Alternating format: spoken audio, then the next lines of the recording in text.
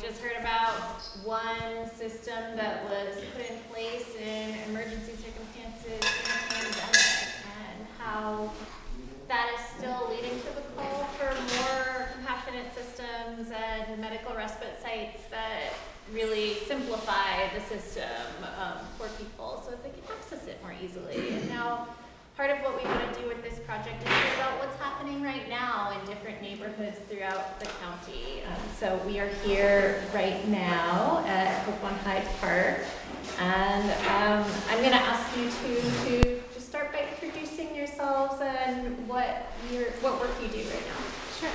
My name is Denise Davidosky, and I am Intensive Services Manager here on Hyde. So I've been working for SSG for 17 years. This is a new funding source for us. So we started working here as of July of 2023. So a lot of our clients have moved here at this building, and us as a collaborative agency, we are providing support services. That includes mental health. It includes occupational therapy under mental health, case management, and part of our role is to wrap services around for our clients within the community here. So little by little, connecting with other resources and programs within the community to provide that support for tenants here. Thank you. My name is MacAdam. I'm the Homeless Services Manager for Clínica Romero. We're a healthcare clinic, a few sites across Los Angeles, and my program provides street medicine to people experiencing unsheltered homelessness, as well as goes to sites like this with Hope on Hyde Park and provides healthcare services with the doctor on site to shelters and permanent supportive housing sites as well. And yeah, it's been a great opportunity for us to work together and really see the ways that two programs can integrate with increasing accessibility to care. And yeah, that's my program.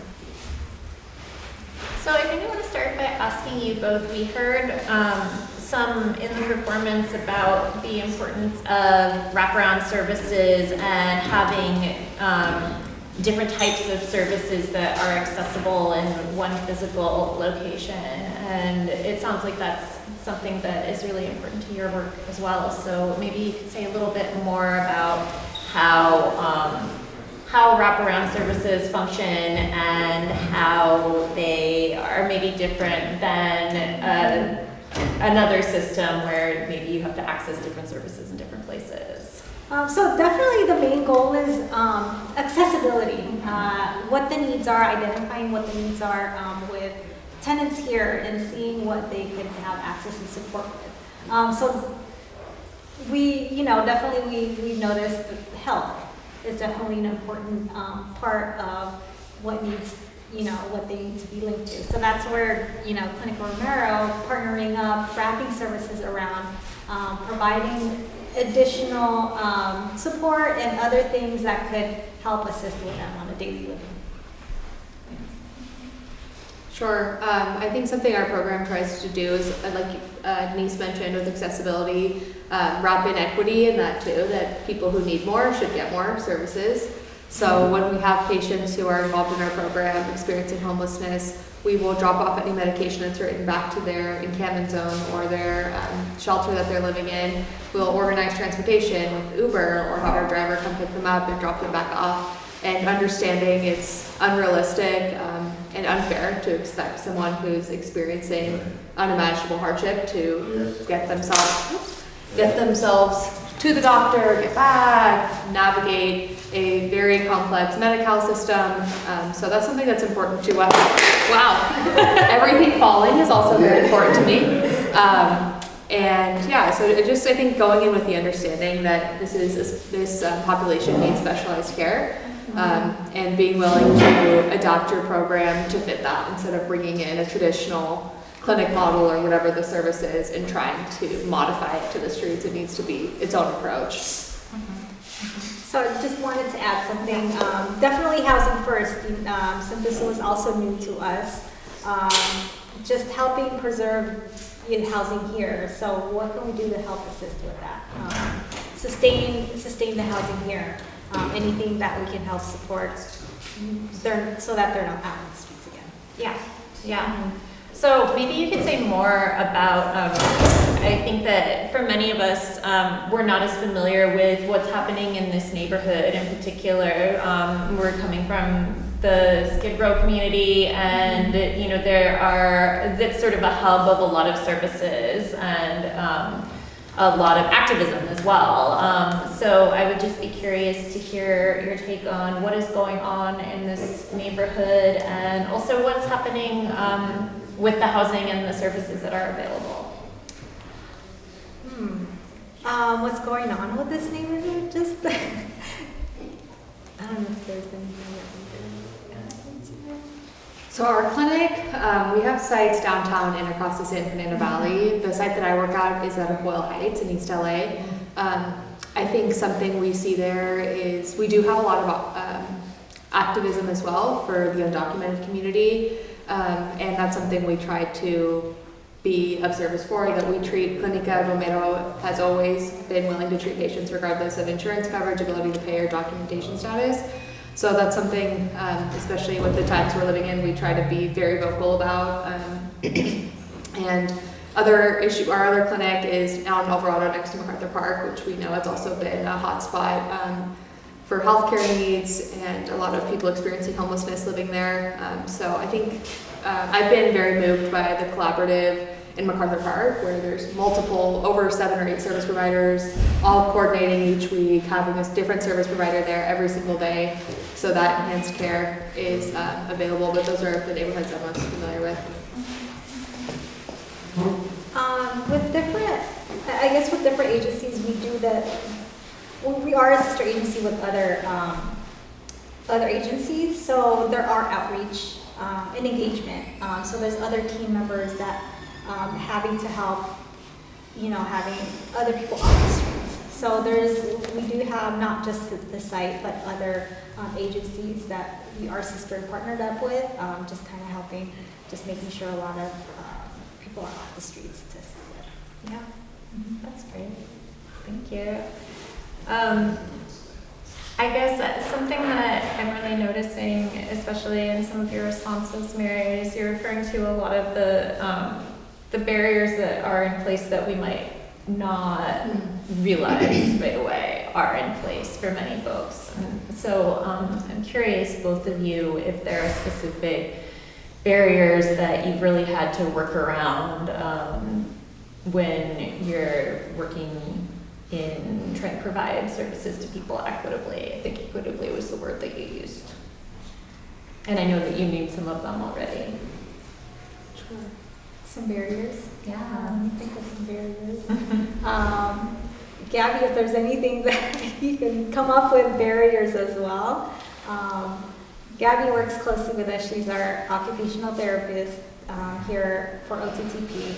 I know she works really closely with with our clients, and kind of seeing what are the hiccups out there when trying to assist, with our clientele. Like there's so many resources out there, but sometimes the resources out there are so hard to connect with, or so hard to figure out what are the services that you actually provide, how can we link them, how can we support the client, what do we do first, you see it on the website, but there's only so much you can do until you make a call, send an email, or call again, So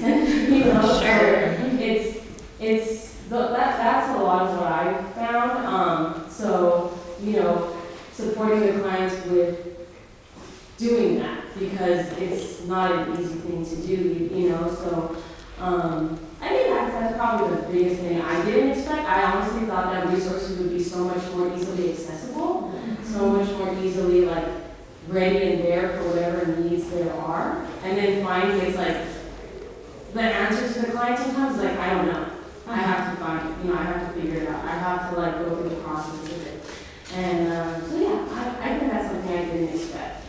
Very good. Yeah, just to piggyback off what Gabby was saying, what it's specific, right? For it's individualized. Mm-hmm. So one person might need something, but it's not an age, requirement. So what else? What other support and resources for our person to help with their health? Some might have something a little bit more extreme, but can't access to because of his age. So a lot of researching, a lot of collaboration, a lot of, talking to social workers, different people. How can we help this specific person based on what their current needs are? So a lot of the researching part and the collaboration, sometimes it is a barrier and it's extensive, long periods of time. So just the continued effort and persistence with just kind of making sure, we follow through, and then does this person have more resources that can help, for our clients. So, Yeah, I think some deep insight there from folks in the system. Something that I try to do in working with patients, and it's kind of become a phrase I shared with my team, is like, we need to be handholders. That I think it can be overwhelming. I mean, it's overwhelming for staff, you hear us say, let alone for the patient, to go into this like spider web of services. And so when I say like, we're gonna hold your hand through it, that's from ID verification. That's to calling and sitting on the line with Medi-Cal for 2 hours and just sitting with them.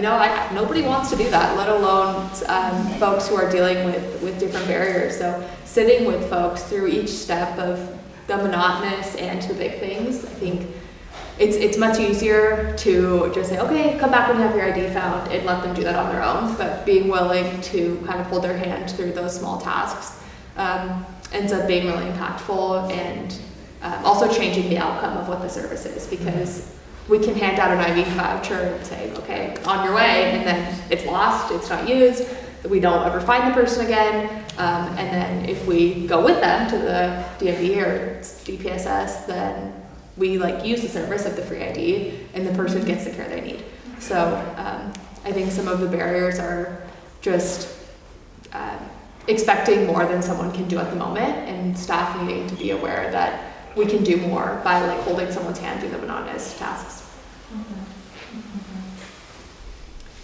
So I guess to follow up on that, something that we've really been noticing, or at least an impression that we seem to have from the research that we've been doing on the services countywide, is it feels like there's a proliferation of these services that are really trying to address various barriers with more equity, and to bring a lot of services under one roof and make them easily accessible. And I would be curious to hear from you three if that is something that that you've noticed over the past few years, if there are any changes to the system in recent years that have really been important for you and your work.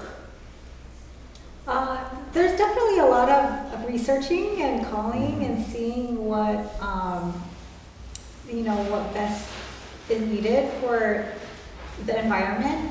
There's things, Iris is one of the team members that had done a lot of the contacted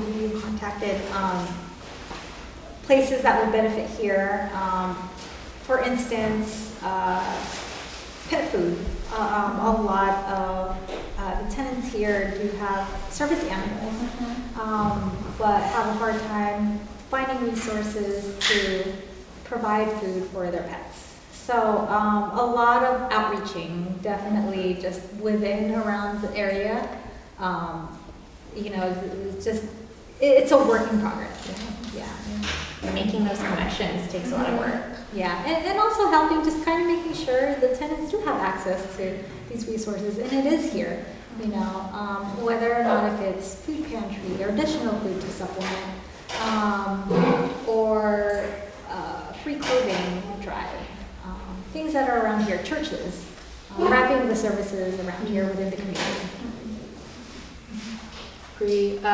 Yes, to answer your question, I think there's a big difference in quality of care when you can be a one-stop shop. And I think that's part of what we try to do with Hope on HydePark is like when we're here, we bring everything here. We bring the doctor, we bring the nurse, we bring our social worker, and like try to close that gap.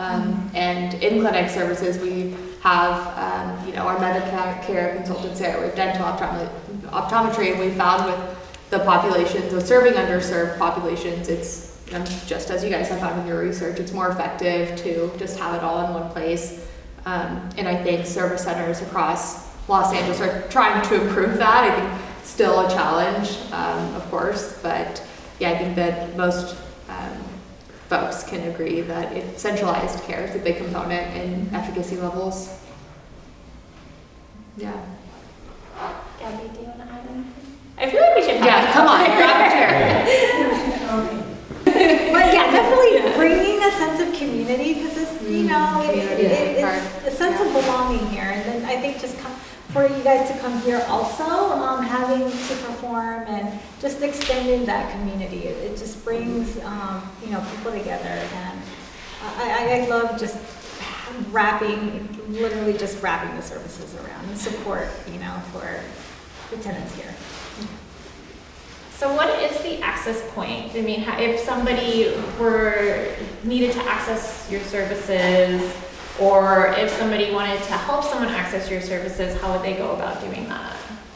So the contract is, within the building here. So the contract is through Housing for Health.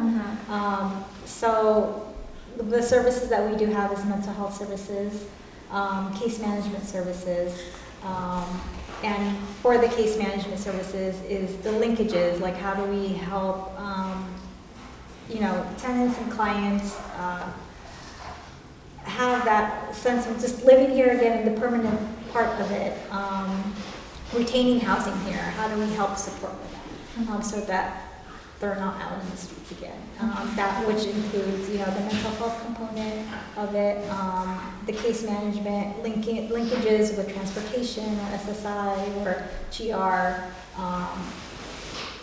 that supportive services. For access point for Clínica, you can walk into any of our 6 clinics at any time. Just our doors open and let the front office know you're looking for support. We're happy to treat you for homeless service stuff, for walk-in, like medical patients, and just walk in, first come, first serve. But as far as just getting connected, they're welcome to walk into the clinic. And we try to be out in the field as much as we can. About 3 days a week, we're out in the community trying to connect with the patients. Living in unsheltered homelessness actively. But our doors are open and happy to connect with those who may need it. And then my last question for you all is just in general, for somebody who's outside the system, you're all working in the system right now. For someone who is trying to figure out from outside the system how to help, how to get more involved, what would you say is a place you would recommend to start? The main phone number is definitely 211. If there was anything that they would need, mental health, food, clothing, basic needs, that is a number to call. But for phone, for the ones that do have access to phones or the internet, it's 1 degree because it's the app for that. It's just anything that they can access to where they're living, even if it's shelters or more meals, anything that's basic needs. Those are the 2 things that we, provide resources for anyone, even people that are outside this community. Did you mean how can community members get involved, or how can people who are experiencing homelessness? I think my question was more, although I think that that's really good information too, but yeah, I think my question is more how can any community member who wants to help get involved or begin helping? It's a good question. I think similarly it can be a little overwhelming to figure out how to navigate. I think that do some research into your very local community. I think that mean, Los Angeles is huge and has unfortunately this massive problem that every neighborhood is affected. So I guess like a very basic starting point, you can reach out to your council office and say, hey, can you give me the list of the community organizations in my neighborhood? And they'll give you the food pantries that are nearby, the homeless outreach shelters. I also, I mean, this is somewhat just like you can only see as you're driving, but like in the San Fernando Valley, there's Valley of Change that just sets up on the corner of Ventura and something. It wasn't very descriptive, but they're just open doors, packing meals, lunches every single day, and you know they have like an open door policy. Anyone can come and volunteer. But yeah, I would recommend trying to get into your local government just because they have to have those lists of services. And then once they give you kind of your hyper local by neighborhood list, you can reach out to those organizations individually. But they'd usually be a starting point of like everything in your district. Yeah, and part of this project, I think, is going to different neighborhoods and seeing what is available in that hyper-local space. Yeah, just adding to what they said, because I've also noticed since working here and seeing again like the resources and different like organizations and programs that are available. Now when I go to other communities, I kind of can pick and see like, oh, there's actually a lot going on to support, you know, this need. And so I would just suggest like just a simple Google search of just like any way to support like this, again, this need, and you know, different organizations. Like Mary was saying, you know, there's just so many in every community. And you know, it's similar to things that I did in the past is just like volunteering. And like, again, like Mary said, like getting into volunteering, finding out organizations. How I found like our organization, OTTP, was through a Google search. So, you know, just like searching and just seeing all the organizations available out there, and then making phone calls to see maybe starting like volunteering, and then from there just how else you can be a part of those programs, because there's a lot out there that I've learned. Yeah. Thank you so much, the three of you. Would anyone like to ask questions? I have 2 questions. Yeah. First, in Boyle Heights, I was wondering if, given the recent situation with ICE and all of that, do you anticipate people being afraid to access services at government affiliated agencies or a clinic? Yes, unfortunately, I think all of Los Angeles feels that at the moment, being so local to the border and things. Yeah, I mean, I'm limited. I want to be kind of careful speaking about it now, but I think all we can continue to do as service providers is be available, be a safe space for our patients, remind them that their information they share with us is confidential. And we've been doing a big Know Your Rights campaign with the red card, and you're protected and you don't need to say anything unless it's signed through a judicial warrant. So just reminding patients what they know, but yes, I think that there's fear in the community, for sure. The other question is for each of you.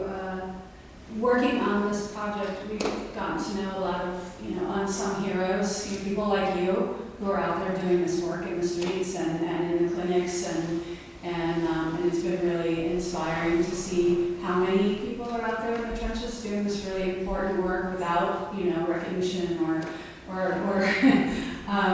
so I'm just curious if you could each share a little bit about what inspired you to get into this line of work, and do you see new younger generation people coming up to step up and do this important work, following in your footsteps, or do you think that there's going to be a shift in attitudes about doing the kind of work that you do?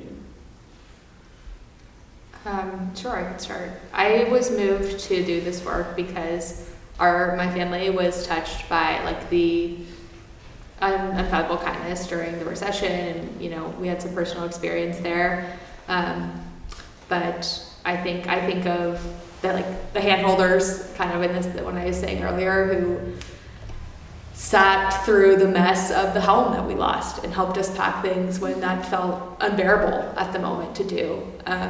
And I think we have to, with the homelessness crisis, I've been really moved by the great partners that we've worked with. Something I heard from speaker one time is like, we need to approach this with radical humility and kindness, and really mean that of like you've never seen before. And I try to remind myself that I love this work, and it can be overwhelming and dark sometimes, and we can all feel that, but in those moments to just take a breath and have faith in the community of like the work that you guys are doing, the work that we're doing, and just realize that this problem didn't come up overnight. It's not going to be solved overnight, but we need to come at it with a radical approach of humility. I'm not the expert in this situation. The person living it is. So take a breath, Mary, touch some grass and listen. And the second of I think kindness is something that will go a long way. And with future generations, I think I have hope that we have young people who are willing to see the layers behind the problem. And I at least hope that the work will continue. Yeah. Piggybacking off of Mary's, humility, definitely. Kindness does matter, it's taking a step back. One thing at a time, just the humanity of it. Definitely making an impact on something that can be so little but so big for some others. But just taking it back slower and not moving so fast. Being helpful to others. So I got into this work because I initially wanted to work with kids who were like in the juvenile system, only because I felt like there was so much that, their environment and what they grow up in a lot of times influences why they end up in some sort of place that they are in. And so kind of trying to get into that type of work, I was looking, again, doing Google searches, found OTTP, and, alongside that, I also grew up, so I have a Filipino background, and I would often go to the Philippines and see, there's a lot of poverty over there, especially where my family grew up. And so seeing that, and I guess growing up, I always just kind of wondered, like, how I could somehow support in any sort of way. And then, getting older and then like finding wanting to do occupational therapy and finding that occupational therapy can work in mental health, and mental health can work in like supporting kids in the juvenile system, supporting people who have been previously homeless. Like all of that is kind of like what eventually brought me here. And I'm so grateful because I love it so much. And again, like Mary and Denise said, it's just like seeing how much, we can't really fix everything in one day. We can't make, solutions come up like in an instant, but the work that we do and just seeing it come to like solutions, or at least seeing how it does impact, individuals' lives is just what makes me like love this job so much. It's beautiful. Like I enjoy coming to work every single day. And do I see the younger? I'm trying to get my sister involved. My sister, she's 12, so I tell her about the work that I do, and I tell her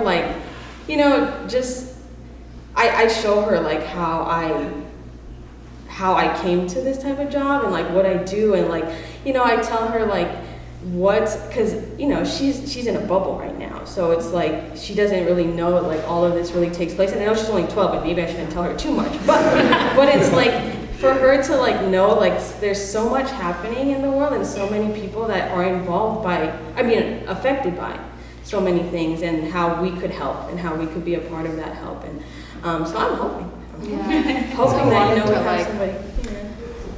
You encourage me to add something that encourages me like every single day in the field and makes me continue the work is like I have constantly every single day found generosity from the people who are experiencing homelessness. And like that's such a cheesy thing that you'll hear of like, oh, they gave me life lessons, but it's so true that like I always find the least who give the most.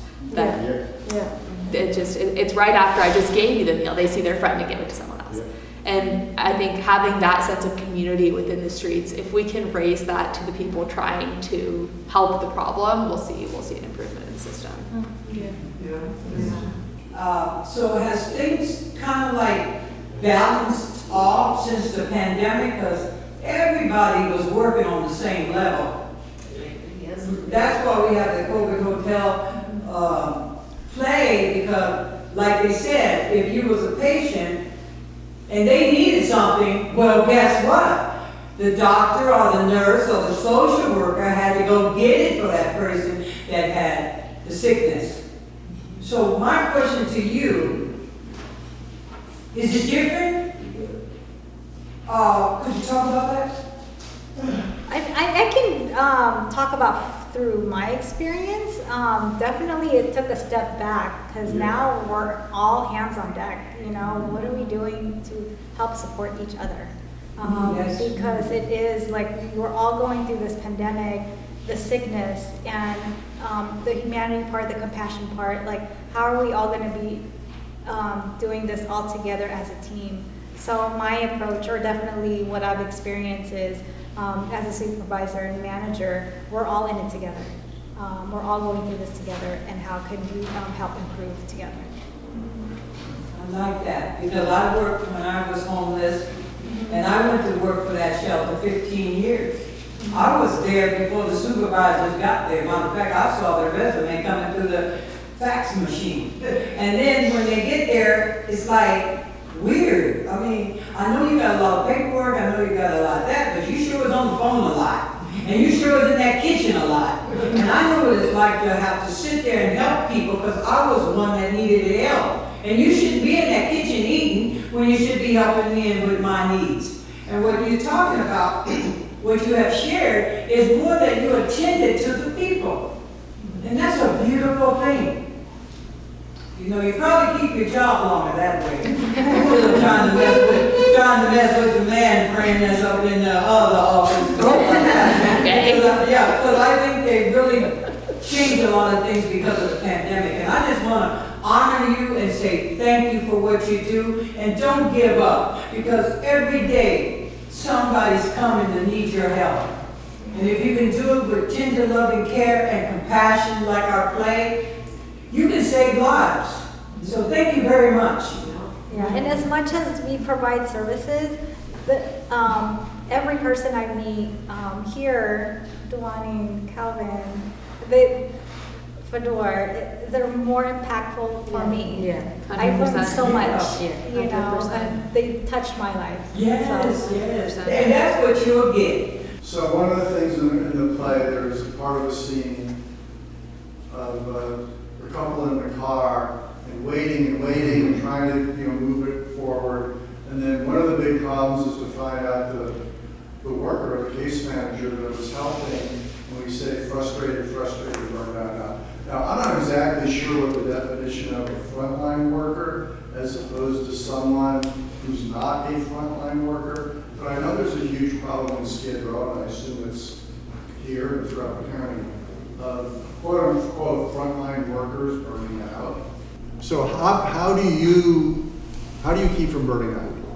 That's a good question. For me, again, like what I said earlier, just taking a step back, back to basics. Just realizing that, being aware of that, helping, even talking to, even my colleagues or clients, like just, what do you need? What do you need help with? What can I help you with? What can we do this together? Just taking really a step back. I know it could be stressful with bureaucracy, administrative stuff. Yeah, that's stressful. But again, just taking a step back. Wow. I like to call old clients who have gotten better. It's just an effort. I'm like, okay, I haven't lost faith in the system because at some point this worked and it should work again. And I keep in contact with a lot of the folks who, from different jobs across the last 5 years, who I've worked with, and same to what you're saying, made an impact on your life, and they stay, friends in some way. So I like to catch up with some folks when I'm feeling really down, who have had a positive outcome. Yes, I also want to congratulate what I'm hearing from you, because I'm a homeless advocate in Skid Row, and the system is broken. For every caseworker, they have 100 clients. We're in my SRO building, we're on our 9th manager in 18 months. The front door is broken every single month. The washer and dryer is always not working. We're the only building that doesn't have a security guard. And people are always sleeping inside the building. And when I try to get people housing or bring them to places, the caseworkers are overfull. The waiting list is really long. So you're saying they can just walk in, and what you're doing is great. And that's what we're talking about in the COVID hotel. Why it worked so wonderfully was that each nurse or doctor only had 10 clients. So they were able to establish trust. They were able to connect to that client and walk them to the DMV and help them get their driver's license. And what you're saying to me is like a dream, because I don't see that in Skid Row with all the people I go to. And I just want to say, there's a lot of people that don't want to go to Skid Row because of the drug addictions, because of the abuse, because of the crime. So if I was to bring somebody to you and say they're looking for housing but they don't want to be in Skid Row, can you find them a place in this area or another area? Would that work? Or how does that work? How does it, for someone like me, and there's a lot of people like me that are helping people that don't know where to bring people, that don't want to be in Skid Row, because Skid Row has a lot of services. So that's my question to you. Are we able to bring people to you?